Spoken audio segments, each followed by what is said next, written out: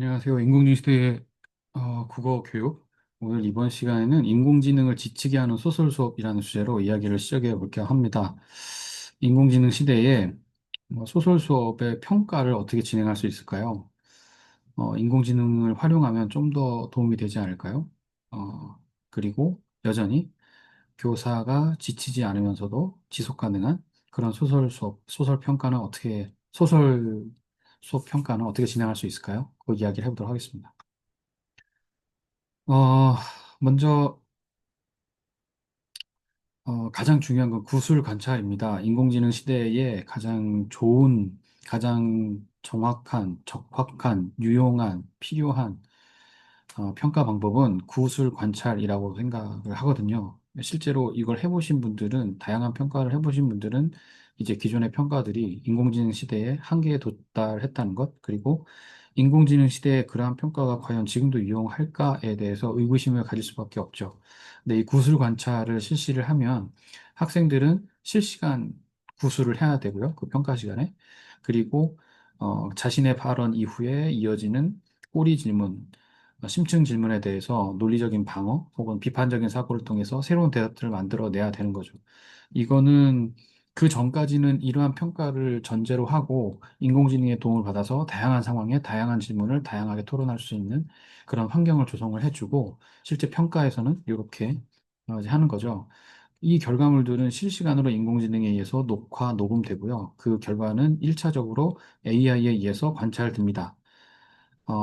그리고 이 관찰의 기준은 교사가 제시를 하는 거고요. 그리고 이 관찰을 토대로 해서, 어, 학생이 대화를 나눈 것들의 요약문, 그리고 평가 결과들을 보고 교사가 2차 관찰을 할 수 있는 거죠. 그래서, 교사가 해야 될 역할은 질문 설계, 평가 기준을 먼저 수립을 하고, 그리고 인공지능의 1차 관찰이 제대로 되고 있는지를 점검을 하고, 그리고 그 나온 결과물을 토대로 학생과 직접 얼굴을 보고 2차 대화를 진행을 한다면 학생의 학습을 대단히 높일 수 있을 뿐만 아니라 평가도 비교적 공정하고 정확하게 무엇보다도 학생들의 학습에 도움이 되는 방향으로 진행할 수 있지 않을까 하는 생각입니다. 이렇게 하기 위해서는 먼저 질문을 잘 설계해야 되는데 제가 생각해 본 질문의 어, 영역이 있습니다. 첫 번째는 사실 질문이고요. 두 번째는 추론, 그 다음에 공감, 그리고 상상입니다. 사실은 소설 작품을 이해하는데 너무나 중요하죠. 그리고 이 사실을 확인하는 게 지금 세상에선 더더욱 중요하고요. 인공지능을 활용해서 온갖 페이크가 가능해진 시대에 사실을 정확하게 확인하는 것이 더더욱 중요한 시대가 되었다고 생각하거든요. 그래서 학생들과 함께 소설 수업하면서 소설 안에 드러나 있는 우리 모두가 다 동의할 수 있는 사실을 정확하게 찾아내는 것, 그것을 확인하는 그 질문은 너무너무 중요하다고 생각합니다. 두 번째는 이 사실들을 모아서 이 사실들을 통해서 추론해 가는 단계입니다. 그러니까 A라는 상황 뒤에 B라는 상황이 왔으면 그 다음엔 자연스럽게 C라는 상황이 올 거라는 거를 예측하거나 혹은 그것이 이미 벌어졌을 거라고 상상해내는 것이죠. 이런 추론 질문 대단히 중요하고요. 그리고 세 번째는 공감 질문입니다. 공감 질문이란 반대로 말하면 비판 질문이기도 합니다. 소설 속에 등장하는 상황, 소설 속에 등장하는 인물, 그 인물들의 선택에 대해서 공감할 수도 있고 반대할 수도 있죠. 자기가 공감하는 이유, 그리고 혹은 반대하는 이유들을 서술할 수 있다면, 그리고 자기가 공감하진 않지만 그 인물은 충분히 그럴 수 있다고 생각한다면 그 인물의 입장에서는 왜 그럴 수 있는지, 하지만 내 가치관에서는 그게 왜 동의할 수 없는지, 이러한 이야기를 할 수 있는 게 이 공감 질문이고요. 마지막은 상상입니다. 상상은 그야말로 새로운 상황 혹은 새로운 인물 그리고 새로운 문제를 던져주고 그 문제와 상황과 맥락에서 이 소설 속의 이야기가 어떻게 진행될 것 같은지 그거를 예상해 보게 하는 것인데요. 이것도 학생들의 논리력, 그리고 추론 능력, 상상력을 훈련하고 또 시험해 볼 수 있는 굉장히 좋은 질문의 영역이라고 생각합니다. 저는 이 네 가지가 질문의 아주 주요한 영역이라고 생각을 하고요. 근데 이 질문들을 또 그냥 제시하는 게 아니고 여기에 중요도 설계가 들어가야 됩니다. 중요도는 뭐냐면 이 질문이 이 작품을 이해하는데 정말 중요한 질문이다. 라고 생각하면 3점, 그 다음은 2점, 그 다음에 1점, 이런 설계가 필요한데 왜냐하면 질문도 다 똑같은 질문이 아니거든요. 그 질문 중에서도 작품을 이해하고 통찰하고 성찰하는데 정말 핵심적인 질문이 있고 관련은 있지만 그렇게 중요하지 않은 질문이 있고 본문을 통해서 정답은 확인할 수 있지만 어, 이 작품이 주는 메시지하고는 사실 거의 별로 관계가 없는 질문도 있을 수 있거든요. 심지어 넌센스도 있을 수 있고요. 그러한 것들은 이제 1점으로 내리는 거죠. 그래서 이 중요도를 평가하고 기획하고 스스로 선택한다는 게 학생들에게 굉장히 중요한, 정말 그야말로 중요한 훈련의 과정이자 평가의 과정이 될 수 있다고 생각합니다. 그럼 이것을 어떻게 진행을 하느냐? 먼저 학생들과 함께 사실 질문을 확인해 보는 시간이 필요합니다. 사실 질문은 목표 능력으로 치면 기억하고 이해하는 아주 기초적인 수준의 기억하고 이해하는 단계인데 예를 들면 주인공은 누구입니까? 이름은 뭡니까? 뭐 어디에 삽니까? 뭐 이런 것들이 다 될 수 있죠.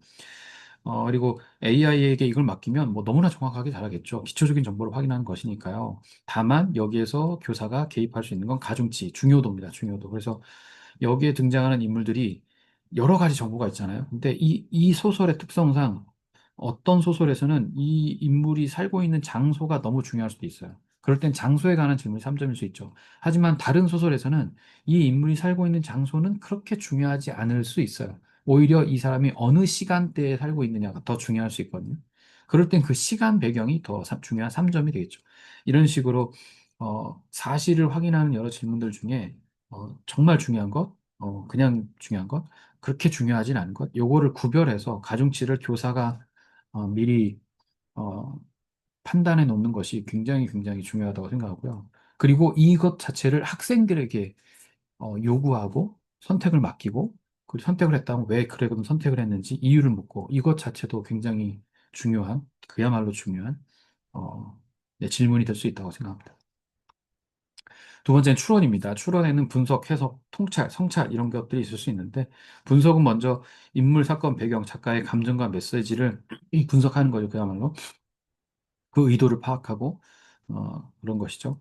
그리고 해석은 주로 변화에 관련된 건데 소설에 등장하는 인물들이 평면적으로 똑같은 의지로 시작해서 똑같은 의지로 끝날 수도 있지만 처음에 갖고 있던 의지, 생각, 감정이 논리가 나중에 변할 수 있거든요. 그러면 이것들이 왜 변하는지 그리고 여기 중간까지의 변화를 보고 그 이후의 변화를 혹시 짐작할 수 있다면 왜 짐작할 수 있고 그 근거는 무엇인지 이런 것들을 찾아내는 게 저는 해석이라고 생각합니다. 그래서 이 해석들을 해낼 수 있는지 그다음에 마지막에는 통찰과 성찰인데 통찰은 그야말로 작품 전체를 관통하는 어떤 메시지 그리고 이 작품을 통해서 어, 인물이 상황이 작가가 전달하고자 하는 것들을 찾아내는 것이 통찰이고요.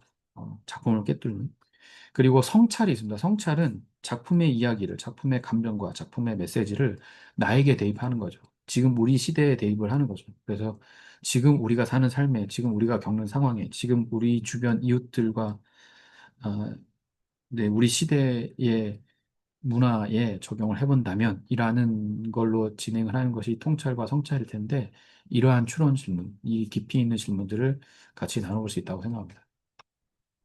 그리고 이제 세 번째는 상상 질문이죠. 이거는 뭐 가장 간단하게는 시간을 확 바꿔보는 거죠. 100년 후 미래였다면.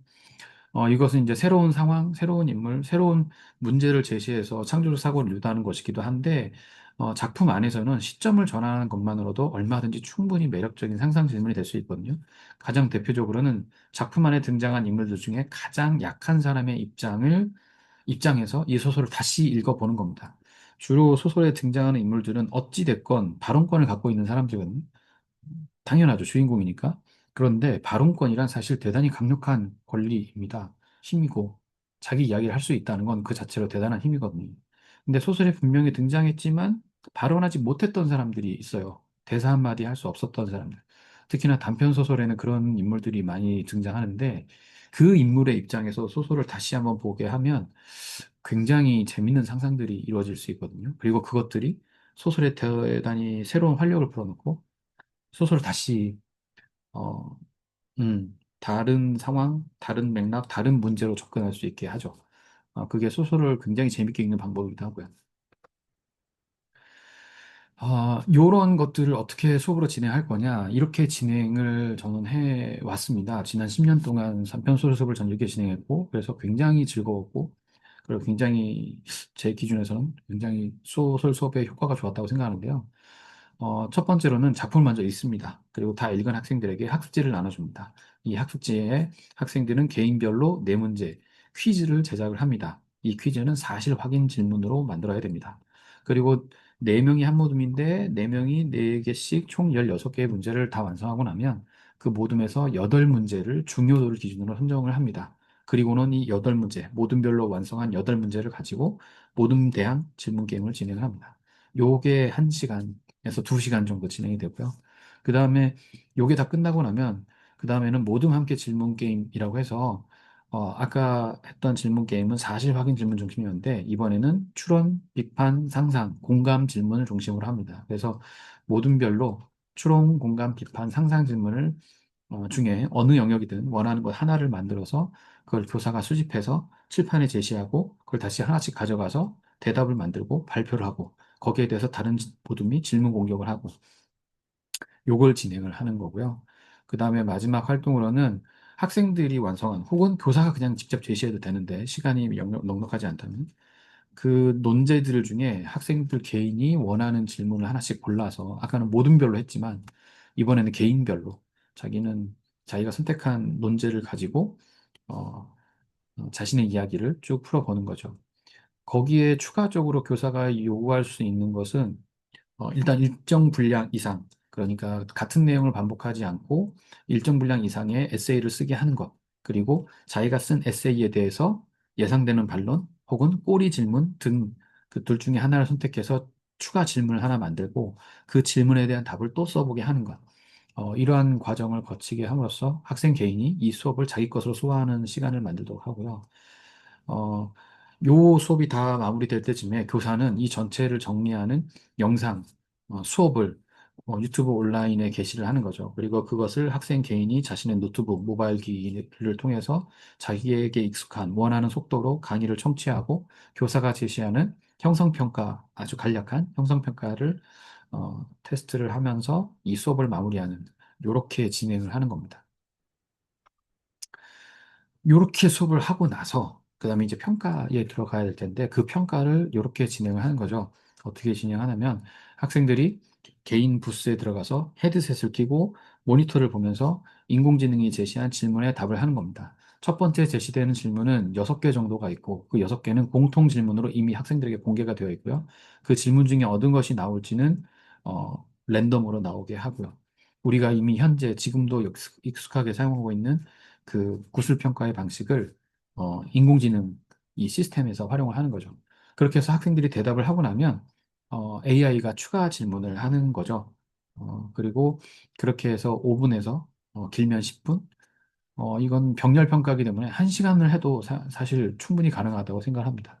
그렇게 진행을 하고 나면 학생들과 인공지능이 나온 대화가 나올 텐데 이 대화를 AI가 다시 분석하게 하는 거죠. 그래서 이 대화 내용 안에 학생들이 대답한 내용 안에 이 소설을 이해하기 위한 키워드들이 얼마나 많이 들어가 있는지, 그 핵심 소재, 그 핵심 상징, 그 핵심 이미지들이 얼마나 반복해서 들어가 있는지 AI가 언급한 빈도와 맥락, 반복 횟수를 어, 정량적으로 평가하면 그것 자체로도 이미 전 충분히 괜찮은 평가가 될 수 있을 것 같아요.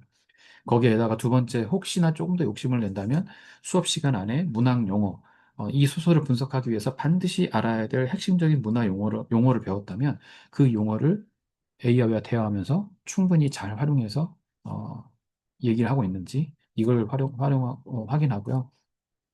그 다음에 학생들의 대답이 끝난 다음에는 꼬리 질문, 추가 질문, 반박 질문 이런 것들을 추가해서 학생들이 거기에 대해서 또 어떻게 대답을 하는지 그 대답의 내용을 보고 학생들의 논리적인 비약이나 취약이나 그리고 학생이 반대의 논리를 만났을 때 어떤 어느 정도의 방어력이 있는지 이런 걸 이제 그야말로 개인별로 평가할 수 있는 거죠. 이런 평가를 기획을 하려면 당연히 교사가 이 수업을 정말 잘 장악하고 있어야 됩니다. 소설에 대해 충분히 이해하고 있어야 되고요. 소설에 대해 던질 수 있는 질문의 네 가지 영역, 그 네 가지 영역의 질문을 충분히 인지하고 설계할 수 있어야 되고, 중요도 평가도 해낼 수 있어야 되고요. 요 기준들을 인공지능의 표로 잘 넣어줄 수 있어야 되겠죠. 어, 그래서 이것을 학생들에게 실행을 할 때 이건 병렬 구조로 돼 있기 때문에 부스만 있다면 이건 몇십 명, 뭐 이론적으로 몇백 명, 몇천 명도 충분히 가능할 수 있는 거죠. 어, 그리고 그 결과물들에 대해서 교사는 학생들의 역량을 평가할 수 있고요. 이렇게만 될 수 있다면 이런 병렬 구조가 가능하기만 하다면 이런 어, 인공지능 부스가 학교에 일반적으로 보급돼서 학생들이 수업을 듣는다는 게 인공지능을 통해서 자신의 호기심대로, 자신의 취향대로, 자신의 성향대로, 자신의 역량대로, 자신의 질문이 닿는 만큼 얼마든지 해낼 수 있는 그 시간이 주어지고, 그거를 다시 이런 식의 병렬 평가로 진행을 한다면, 저는 학생들의 학습 능력은 대단히 대단히 크게 성장할 것 같고요. 그리고 평가도 대단히 공정하고, 그리고 대단히 명확하고, 그리고 정말로 학생들의 배움에 도움이 되는 방식으로 진행될 수 있을 것 같습니다. 당연히 20명이 뭡니까? 20명 이상도 얼마든지 동시에 평가가 가능하고요.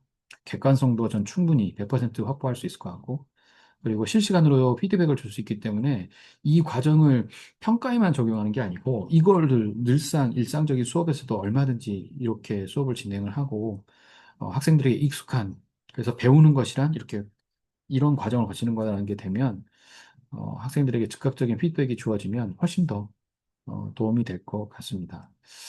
그런데 이것이 여기에서 끝은 아니고요. 이런 시스템을 갖추려면 또 몇 가지 더 필요한 상황들이 있습니다. 네, 그 이야기는 대표적으로는 소설 작품을 뭘로 할 것인지, 그리고 학생들의 평가 결과를 어느 정도로 공개할 것인지, 뭐 이런저런 다양한 또 굉장히 그렇지만 또 중요한 질문들이 있거든요. 그 얘기는 다음에 또 찾아뵙고 말씀 나누도록 하겠습니다. 오늘 제 이야기는 여기까지였습니다. 아래 댓글에 인공지능 소설 수업에 대해서 혹시 문제제기나 혹은 아이디어 그리고 이런 난 이렇게 해봤다. 제가 무엇보다도 기다리는 건 나 이렇게 해봤다라는 경험 사례인데요. 어, 혹시 해보신 사례가 있다면 아래 댓글로 그 사례를 남겨주시면 너무너무 감사하겠습니다. 저에게도 큰 도움이 되고 공부가 될 것 같습니다. 네, 오늘 얘기는 여기까지였습니다. 댓글 부탁드립니다.